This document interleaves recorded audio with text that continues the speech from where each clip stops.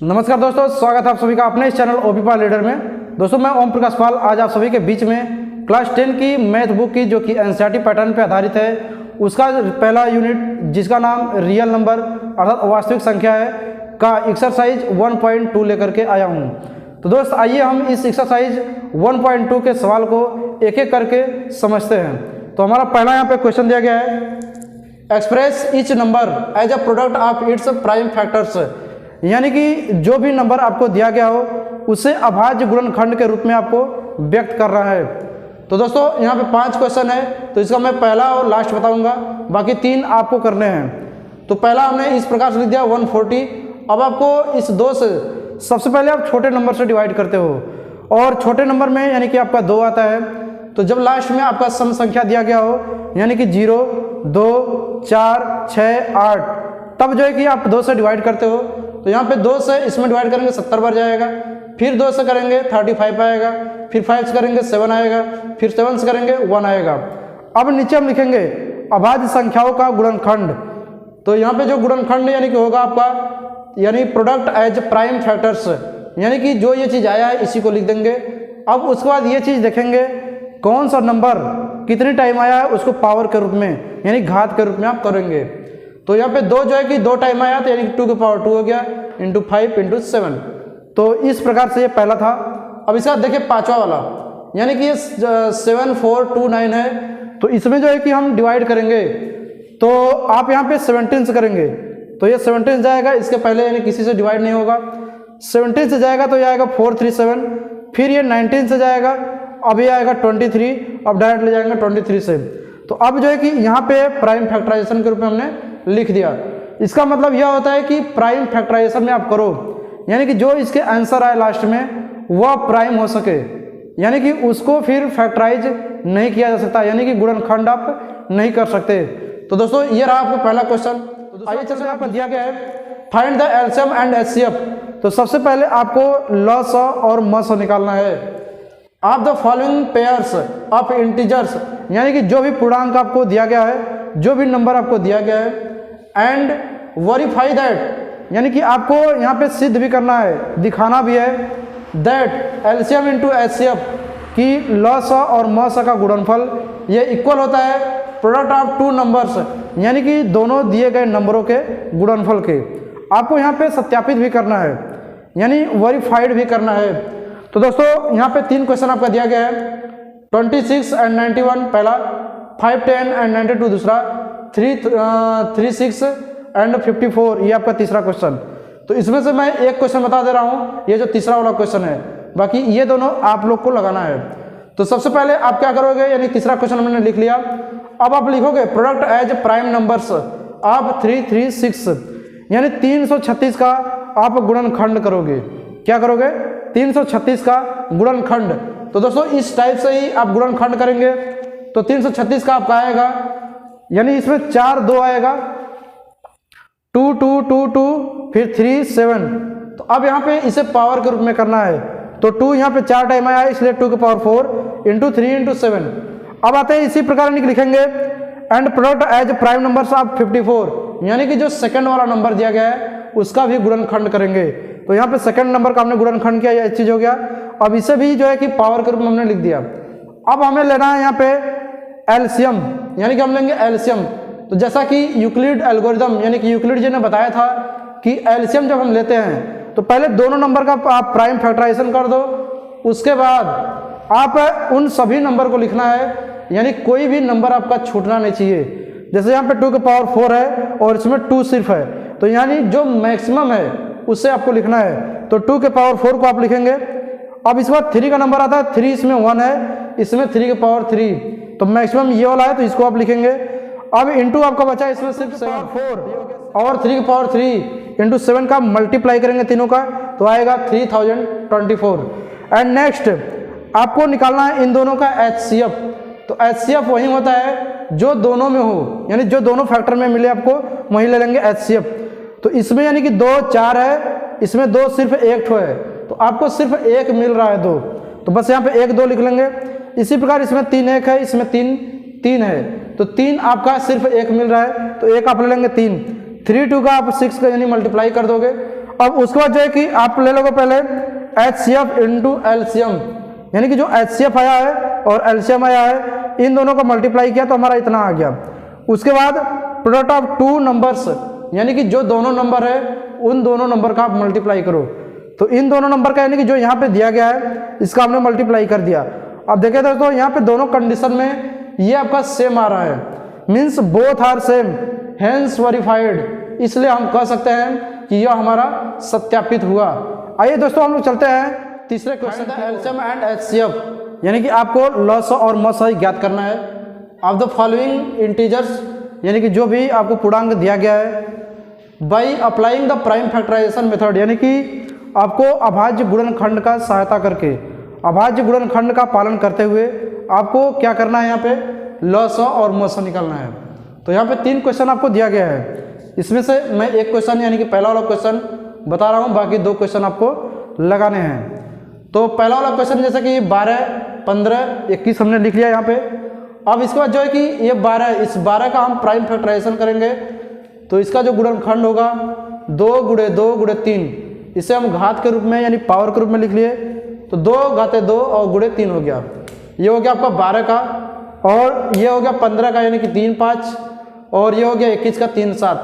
अब इन तीनों में यानी कि जो चीज़ आपको मिल रहा है तो वो हो जाएगा हमारा HCF, यानी कि मॉस। तो हमारा सिर्फ और सिर्फ 3 इसमें भी है, 3 इसमें भी है और 3 इसमें भी है, सिर्फ 1 3 है, तो हमारा जो HCF होगा वो हो जाएगा 3। अब बताए एलसीएम, तो एलसीएम में हम लेते हैं पहले 2 को, तो 2 इसमें यानी कि 2 ठो है, इन सब में नहीं है, तो आपको कोई भी चीज़ छोड़ना नहीं होता है, तो इसमें का 2 दोनों ले लेंगे। उसके बाद 3 का नंबर आता है, 3 एक यहाँ है, एक यहाँ है, एक यहाँ है, 3 को भी आप ले लेंगे। उसके बाद यानी कि 3 हम ले लिए, 5 एक इसमें दिख रहा है, 7 एक इसमें दिख रहा है, यानी कि आपने सभी चीज़ ले लिया, कोई भी चीज़ आपका छूटा नहीं।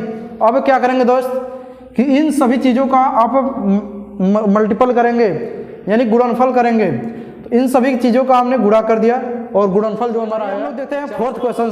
And you have given here in 4th question that HCF between 2 numbers and you have given also both numbers. First number is equal to 306 and second number you have given here 657, and now you have to find here LCM between both numbers. So first of all you should have idea about it, that you have LCM into HCF is equal to product of both numbers. So first of all you have to write here, we know that मीन्स हमें पता है HCF into LCM is equal to product of 2 numbers. So you will put here HCF is equal to 9, you have given here. After putting you will write here 9 into LCM is equal to product of 2 numbers, means you have given here first number and second number. Then after multiple you will write here LCM is equal to 9 will go in the side upon, so you can write here 306 into 657 upon 9. So overall you will find here after cutting 22,338. So it will be your LCM between both numbers 306 and 600 दिया है।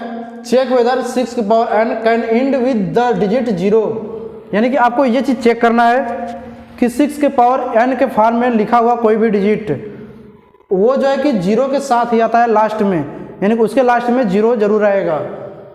For any natural number n, यानी कि इस n के स्थान पे आप कुछ भी रखते हो तो वह जो है कि लास्ट में 0 लेकर के आया।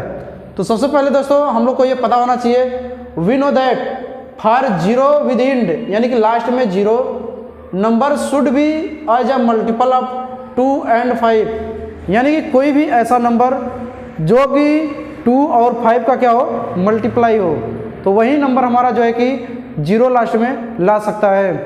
लेकिन बट हियर गिवन 6, यानी कि आपका यहाँ पे 6 नंबर दिया गया है, 6 which is multiple of 2 and 3, जो कि 2 और 3 का मल्टीप्लाई है।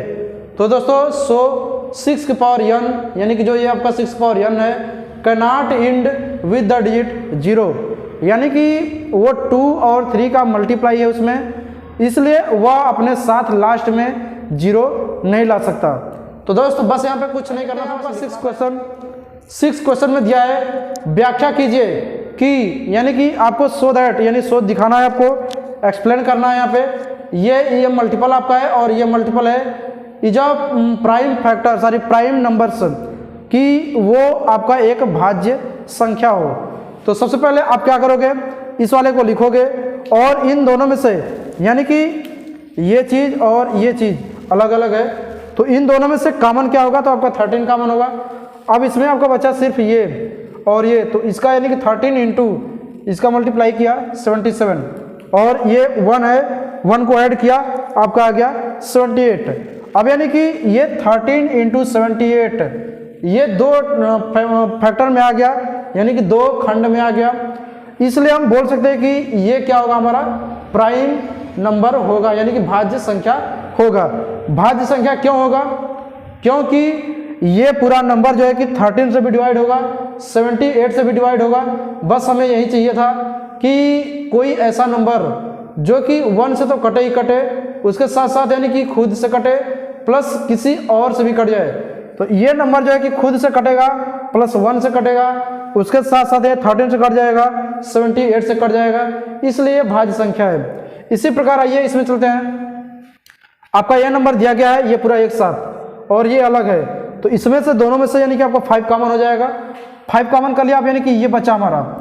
अब इसका मल्टीप्लाई किया तो हो गया 376 प्लस 1, अब इन दोनों को ऐड किया तो हो गया 377।